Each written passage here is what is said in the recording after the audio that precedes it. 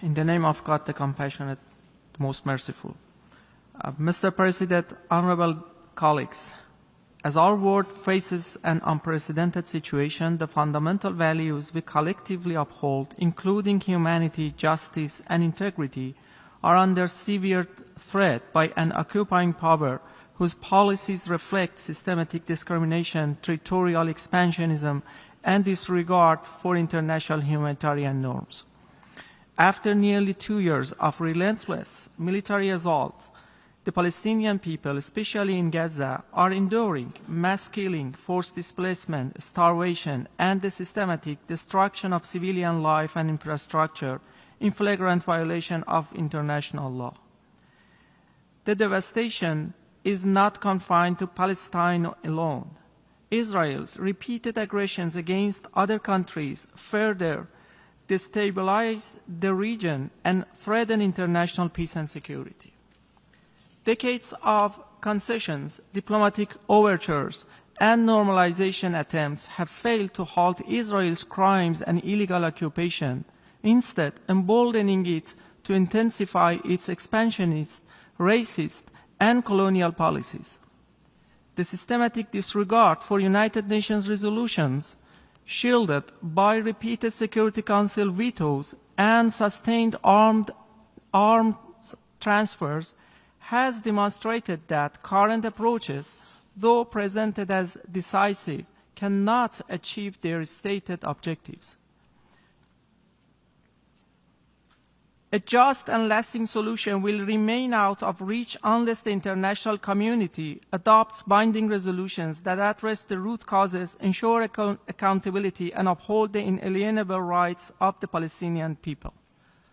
Madam President, I'm sorry, I said before, Mr. President. Madam President, the Islamic Republic of Iran has consistently called for an immediate and unconditional ceasefire in Gaza, unimpeded humanitarian access and reconstruction that fully respects the rights of the Palestinian people. Iran also recalls its unwavering support for the Palestinian people's steadfast resistance to occupation, foreign intervention, and apartheid policies. Iran affirms that lasting peace can only be achieved through ending the occupation and fully realizing the independence and sovereignty of the State of Palestine. This must be grounded in the genuine will of its original inhabitants, Muslims, Jews, and Christians alike, expressed through a free and inclusive referendum as proposed in document S/2019/862. In conclusion, Madam President, Iran believes that any viable solution must be based on recognizing the Palestinian people's inalienable right to self-determination, rejecting any form of marginalization or forced displacement, and ensuring the full and equal participation of every segment of Palestinian society in shaping the country's future. The international community must urge the Security Council to recommend Palestine's admission as a full member state of the United Nations and ensure full accountability for Israel's war crimes, genocide, and prolonged illegal occupation, including through the imposition of targeted sanctions and the suspension of its UN membership in order to safeguard the credibility of this organization. I thank you. Madam President, this conference and the endorsement of this so-called declaration are not a serious attempt at peacemaking. These are procedural tactics, a misuse of this assembly to force through by the back door what cannot stand at the negotiating table. Once again, we see externally drafted texts rushed forward without transparency or any debate in this assembly.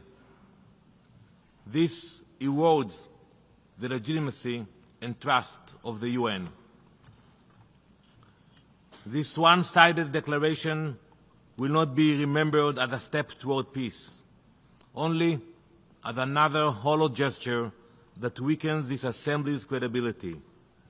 This is not diplomacy.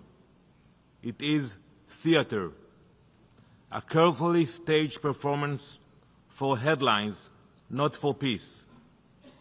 It doesn't shorten the war, it prolongs it. It does not weaken Hamas, it rewards them. It does not advance negotiations, it undermines them. And so we must ask, who benefits? Not the hostages in Hamas captivity, not the people of Gaza, not those who pray for real peace. The only beneficiary is Hamas. Consider France's recent pledge of statehood. Hamas welcomed it, praising, and I quote, they called it the political and moral pressure it puts on Israel. When terrorists are the ones cheering you, you have to ask yourself what you are doing. Some members of this assembly treat this conference like a virtual reality game.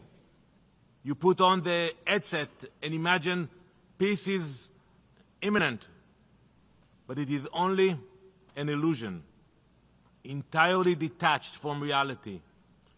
The reality is that Hamas still rules parts of Gaza, armed, entrenched, and vowing to strike again.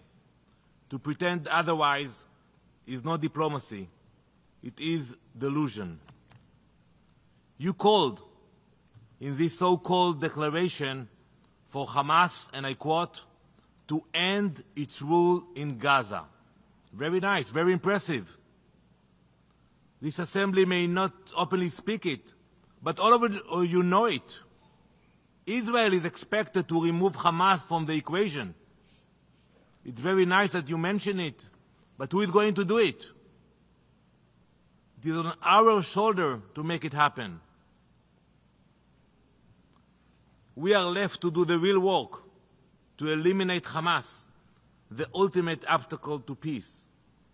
And make no mistake, Hamas is the biggest winner of any endorsement here today. By the time the speeches conclude, they will congratulate you. They will declare this is the fruit of October 7th. This is their reward for storming across our borders, slaughtering entire families in their homes, burning people alive, kidnapping children and the elderly, raping women, and dragging hundreds into captivity. And now, with this declaration, they learn a deadly lesson, that such savagery brings political reward. That lesson is as dangerous as any weapon. And if anyone doubts that Hamas will continue down this path, look no further than this week's terrorist attack at a bus stop in Jerusalem. Innocent civilians gunned down as they waited for their morning commute. That is the proof. Hamas and its allies will not stop. They do not seek peace. They test again and again whether terror still pays. Madam President, this declaration is one-sided. It does not designate Hamas as a terrorist organization, and it dares to equate the release of Israeli hostages with the release of convicted terrorists. Shame on you. This meaningless political maneuver takes place while innocent people remain blindfolded in Gaza's tunnels, starved, tortured, waiting. Meanwhile, many members of this assembly blindfold themselves by choice. By endorsing this declaration, you cover your own eyes. You choose not to see the truth, to ignore the facts. Israel will not wear that blindfold. We see the hostages. We see the terror. We see this declaration for what it is, a political gesture, an act of theater. Madam President, we will not allow Hamas to win in this assembly what it could not gain on October 7th.